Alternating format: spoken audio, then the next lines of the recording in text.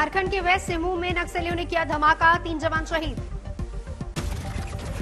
2 जवान बुरी तरह से घायल, हेलीकॉप्टर की मदद से भेजा गया रांची।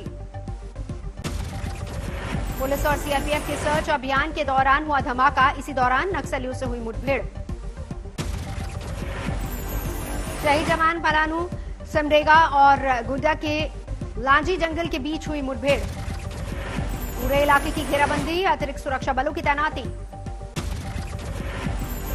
दिल्ली के मुख्यमंत्री अरविंद केजरीवाल ने लगवाई वैक्सीन, सीएम के माता पिता को भी लगा टीका, सबको लगी कोविशील्ड की वैक्सीन। और मेरे माता पिता दोनों ने एलएनजेपी में वैक्सीन लगवाया है और हमें किसी तरह की कोई परेशानी नहीं हुई। आप दिल्ली के एलजी अनिल बैजल ने भी लगवाया टीका, लोगों से भी टीका लगवाने की अपील।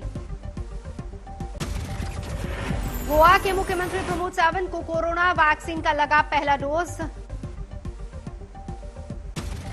भारत बायोटेक ने कोवैक्सीन के 3 फेज ट्रायल पर जारी किए आंकड़े, 81% प्रभावी पाई गई वैक्सीन। शिमला में जयराम ठाकुर ने लगवाया टीका, ठाकुर को दी गई कोविशील्ड की वैक्सीन। 24 घंटे में कोरोना के 14,989 नए मामले आए सामने, 98 मरीजों ने दम तोड़ा। महाराष्ट्र में 24 घंटे में 9,855 नए केस, 42 लोगों ने राज्य में कोरोना से गंवाई जान। महाराष्ट्र के अमरावती में संत गणपति बाबा विश्वविद्यालय में 56 कर्मचारियों को कोरोना, 13 कर्मचारियों के परिवार भी आए चपेट में। महाराष्ट्र के वर्धा में महात्मा गांधी अंतर्राष्ट्रीय हिंदी विश्वविद्यालय में कोरोना के मामले, 21 छात्र पॉजिटिव। बीजेपी अध्यक्ष जेपी नड्डा के घर चल रही कोर ग्रुप की बैठक, बंगाल पर हो रही है चर्चा।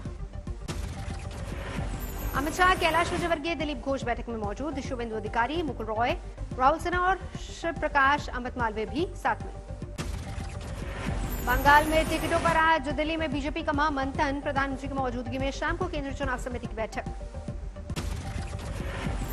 बंगाल बीजेपी प्रभारी कैलाश विजयवर्गीय, प्रदेश अध्यक्ष दिलीप घोष, शुभेंदु अधिकारी, मुकुल रॉय समेत 6 नेता दिल्ली आए, सुबह से चल रही है बैठक।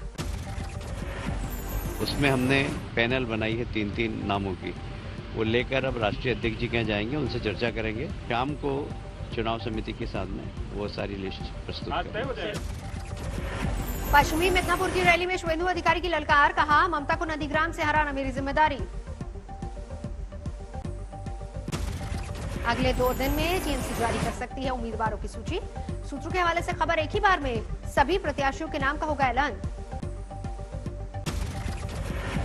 पश्चिम बंगाल के बोगांव में बीजेपी नेता गोविंदा बिस्वास की पिटाई, टीएमसी कार्यकर्ताओं पर आरोप। हुगली में बीजेपी की परिवर्तन यात्रा में शामिल हुए अभिनेता अरुण चटर्जी, एक झलक पाने के लिए उमड़ी भीड़। बंगाल बीजेपी ने जारी किया कैंपेन गीत, बदलाव की थीम पर आधारित।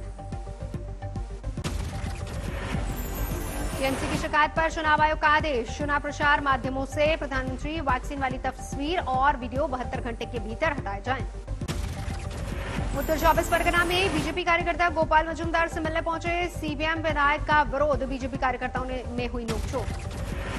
गृह मंत्रालय ने चुनाव आयोग को दी बंगाल में सियासी हिंसा से जुड़ी जानकारी, 1 जनवरी से 7 जनवरी के बीच राजनीतिक हिंसा के 23 मामले, दुख जानकारी। हुगली में बीजेपी ने किया जीत की कामना के साथ यज्ञ, जिले की 18 विधानसभा सीटें। टीएमसी से बीजेपी में आए लोकल नेता सुशांत पॉल ने मंच पर पकड़े कान, बोला टीएमसी की तरफ से किए पापों की माफी मांगता हूं। मध्य प्रदेश के दिवंगत बीजेपी सांसद नंद कुमार चौहान का बुरहानपुर में अंतिम संस्कार, कृषि मंत्री नरेंद्र तोमर हुए शामिल। शिवसेना के मुखपत्र सामना में मोदी सरकार पर फिर से निशाना, फारूक अब्दुल्ला पर देशद्रोह के केस के जरिए हमला। सामना में लिखा, बीते 4-5 सालों में देशद्रोह की नई परिभाषा गढ़ दी गई, मोदी सरकार का समर्थन करना ही बन गया देश प्रेम। सामना के लेख में फारूक अब्दुल्ला का किया गया समर्थन सुप्रीम कोर्ट के आदेश को बताया सरकार के कान छेदने वाला। फिल्मी हस्तियों पर आयकर के छापों को लेकर भी सरकार पर सामना के लेख में हमला बताया, असहमति दबाने की कोशिश। आज गोरखपुर के दौरे पर रहेंगे सीएम योगी, खाद कारखाने के विकास कार्यों का निरीक्षण। 28 करोड़ की लागत से बने डैम का भी निरीक्षण, शाम को नवाज राउंड के एक कार्यक्रम में होंगे शामिल। प्रयागराज में नदी अधिकार यात्रा के दौरान बवाल, निषाद पार्टी कार्यकर्ताओं के साथ कांग्रेस कार्यकर्ताओं की झड़प। तमिलनाडु में एआईएडीएमके नेता शशिकला ने राजनीति से संन्यास का ऐलान किया। जारी बयान में कहा, मैंने कभी सत्ता या पद की लालसा नहीं की। बीजेपी ने शशिकला के फैसले पर जताई खुशी। तमिलनाडु बीजेपी के इंचार्ज सीटी रवि ने कहा, एनडीए सत्ता में आएगी वापस।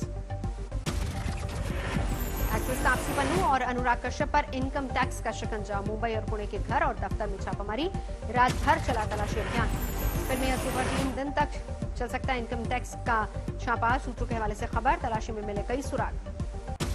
तापसी पन्नू और अनुराग कश्यप से इनकम टैक्स अधिकारियों की पूछताछ, करीब 5.5 घंटे तक सवाल जवाब। फिल्म निर्माता मधु मंचना, विकास बहल के ठिकानों पर भी छापामारी, टैक्स चोरी का आरोप। मुंबई और पुणे के करीब 30 जगहों पर इनकम टैक्स की छापामारी, फैंटम फिल्म्स पर कमाई की गलत जानकारी देने का आरोप। फिल्मी हस्तियों पर आईटी एक्शन पर भड़के राहुल गांधी, ट्वीट करके कहा कि इन सरकार ने किसान समर्थकों पर कार्रवाई की। विपक्ष के आरोपों को केंद्रीय मंत्री प्रकाश जावड़ेकर ने गलत बताया। कहा, जानकारी के आधार पर ही इनकम टैक्स की जांच। अनुराग और तापसी के समर्थन में उतरे एक्ट्रेस स्वरा भास्कर, ट्वीट करके कहा, मजबूती से डटे रहो।